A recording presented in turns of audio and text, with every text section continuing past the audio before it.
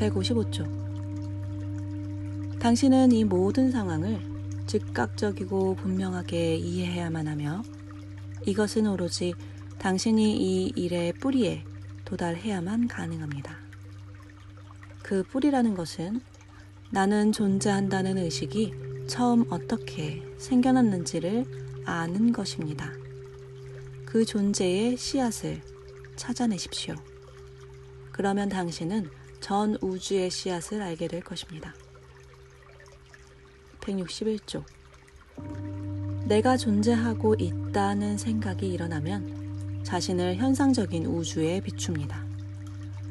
자신을 보기 위해서 실체는 스스로를 현상으로 객체화시켜야 하며 이 객체화가 가능해지기 위해서는 시간과 공간의 개념이 필요합니다.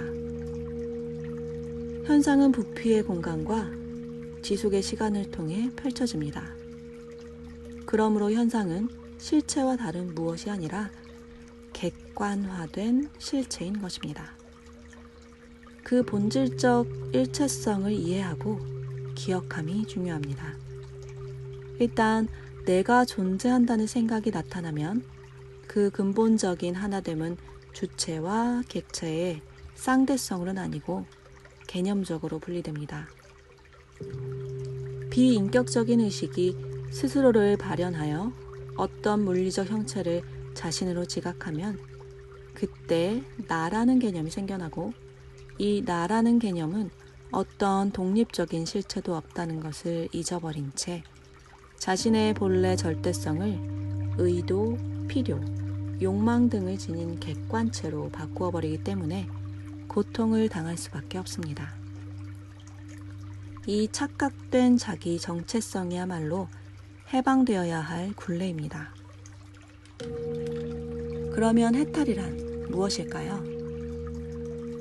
해탈, 깨달음, 깨어남이라는 것은 바로 다음과 같은 사실을 근원에 서서 직관하는 것과 다르지 않습니다. 첫째, 이 모든 현상의 씨앗은 비인격적인 의식이라는 것. 둘째, 우리가 구하고 있는 해탈은 발현되지 않은 잠재된 양태라는 것. 셋째, 찾는 대상이 바로 찾고 있는 자신이라는 것입니다. 여기까지의 대화를 요약하며 마하라지가 말했다. 1. 근본 상태에서는 그저 존재 그 자체만이 있으며 여기에는 어떤 지식이나 조건, 속성, 형태, 자기 정체성 등이 없다. 2. 그러다가 그것이 그냥 그러함이라는 것 외에는 별달리 명확한 이유가 없이 내가 존재한다는 인식, 즉 비인격적인 의식이 일어나게 된다. 이 인식에 의해서 세계가 살아있는 꿈으로 펼쳐지게 된다. 3. 의식이 자신을 현상으로 발현하기 위해서는 형태를 지닌 물리적 몸이 필요하며 의식은 자신을 그 몸과 동일시하고 그렇게 해서 생긴 가상의 나로 인하여 굴레의 개념이 생겨난다. 이러한 자기 정체성을 가졌다고 생각하여 객체는 순수한 주관성, 즉 무제한의 잠재성을 객관적 대상, 즉 제한된 대상으로 바꾸어버린 원죄를 범했다고 말할 수 있다. 4. 어떤 객관적 대상도 자기 스스로 독립된 존재는 되지 못하므로 그 대상은 이 살아있는 꿈, living dream에서 스스로 깨어날 수 없다. 그럼에도 이 착각 속의 객체는 절대 또는 실제 또는 아무거나 또 다른 대상을 찾는다.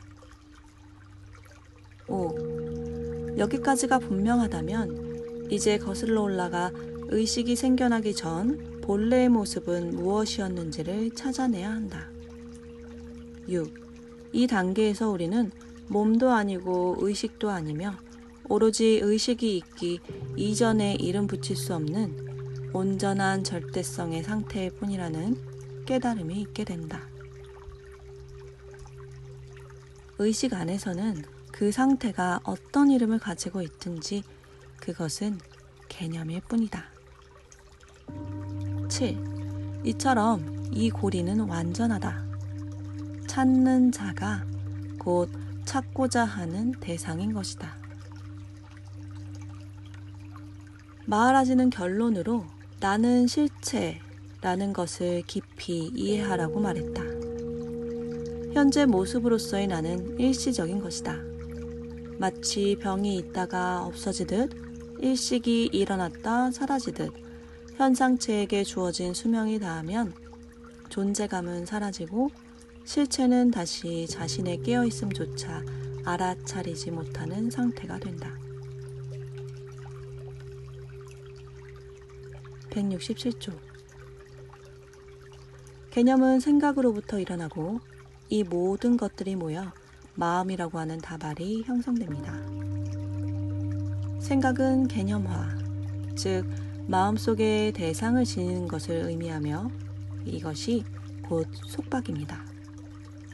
기본적으로 상대적이고 개념적인 언어는 깨달음의 장애가 됩니다. 언어는 의사소통을 위해 일시적으로 사용될 수 있을 테지만 그 이후에는 속박이 되고 맙니다. 개념적 사고를 없애는 것이 바로 깨달음이며 그 누구도 그 외의 다른 방법으로 도달하거나 달성할 수 없습니다. 깨달음은 어느 순간, 어느 장소에서 어느 누구에 의해서 획득될 수 있는 물건이 아닙니다. 스승의 말이 화살처럼 꿰뚫고 들어와야 통각이 열리고 이것이 바로 깨달음입니다. 169초. 그러나 환상에 불과한 개념적인 내가 자신의 본성을 알아내기 위해서 무슨 노력을 기울일 수 있습니까? 그림자가 글을 읽게 한 주체를 알기 위해서 노력할 수 있습니까? 자신의 참된 본성을 깨닫는 데는 어떠한 현상적 노력도 가당치 않습니다.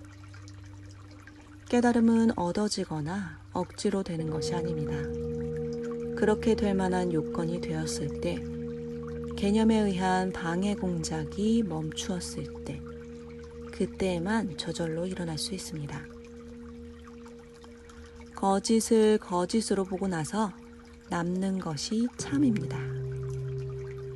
지금 있는 것이 사라질 때에만 지금 없는 것이 나타납니다.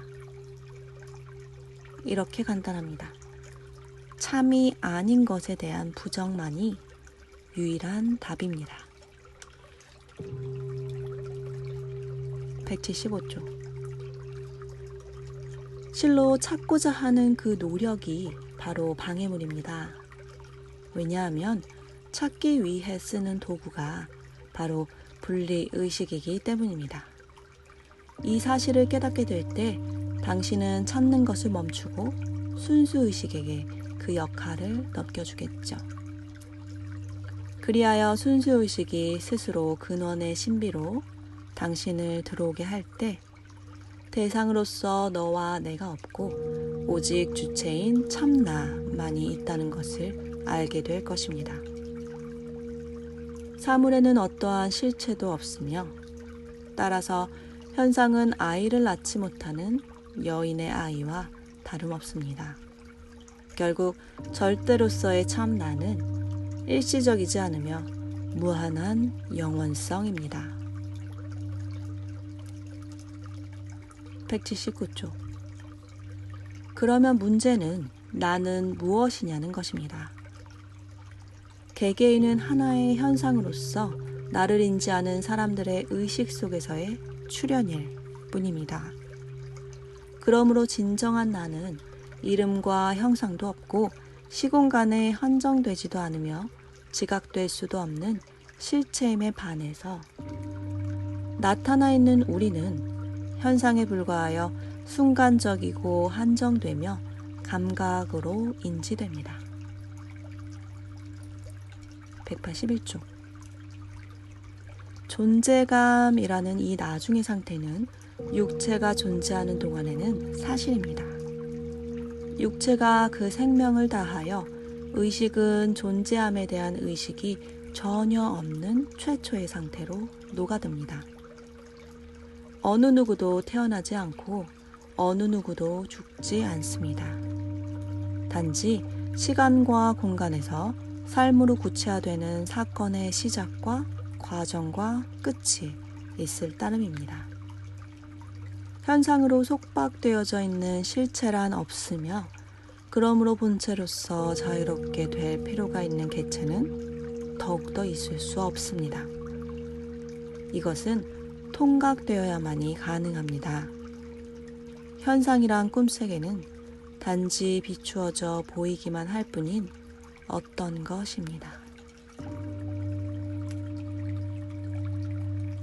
188쪽. 정리해보면 개체적인 나는 허상으로서 단지 개념일 뿐인데 이 허상이 참된 나를 찾고 있었습니다.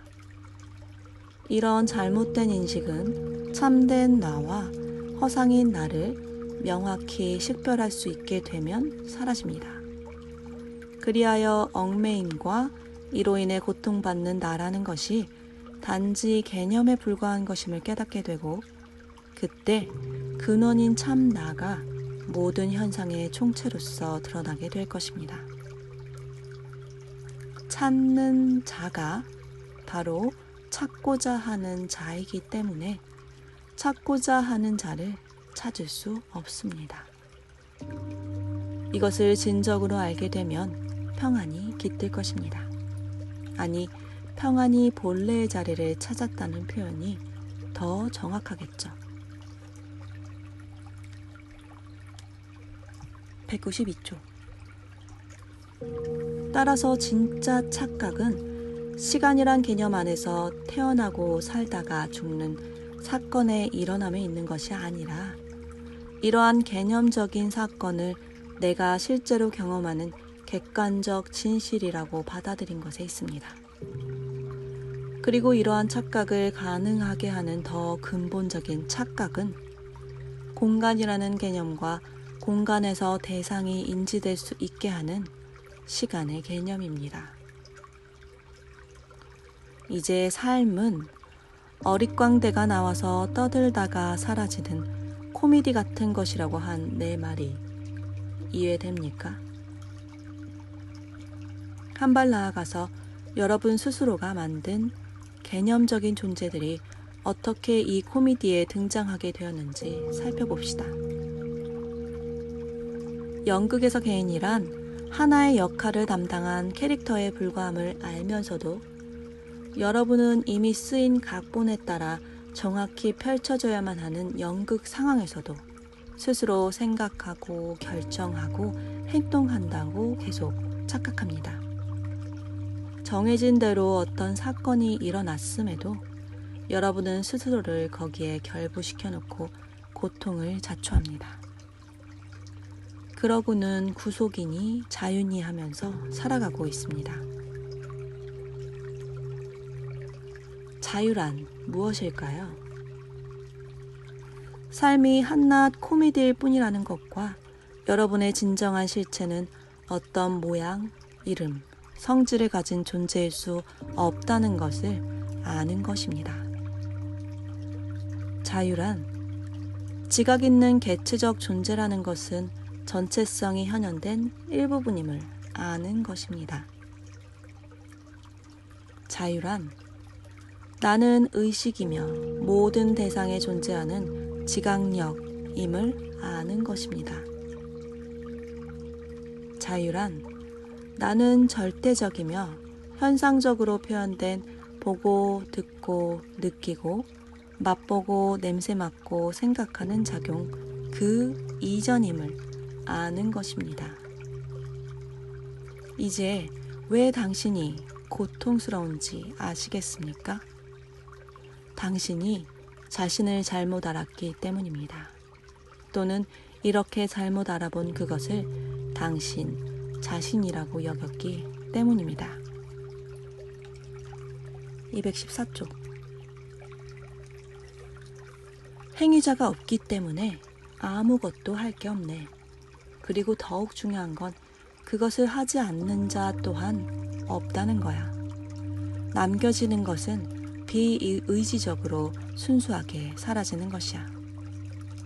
왜냐하면 상대적 존재들이란 원래 꿈속에서 조작당하는 꼭두가시일 뿐이기 때문이지.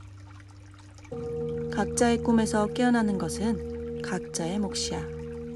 그리고 이러한 사실을 받아들이는 것 자체가 깨어남이지. 218쪽. 실체로서 나는 자각을 자각하지 못합니다. 현상으로서 작동하는 비개인적 실체의 작용으로서 나의 잠재적 측면에서 움직일 따름입니다. 나는 아무런 의지력 없이 저절로 생동하는 순수한 작용일 따름입니다. 그러므로 나는 보이고 들리며 인지되고 알려지고 행해지는 그 모두를 봄이요, 들음이요, 알미요, 행함입니다. 즉, 이것, 지금, 여기에 동시성을 통각하는 나입니다. 절대적 근원으로서 나는 인식할 수 없는 실체지만 상대적 현상으로서 나는 알매 대상이 됩니다. 모든 현상이 완벽하게 부정된 뒤에 남는 건 존재 그 자체인 나입니다. 나는 절대성, 전체성, 동시성, 유일성, 허공성이기에 완벽한 상대적 개념의 부재입니다.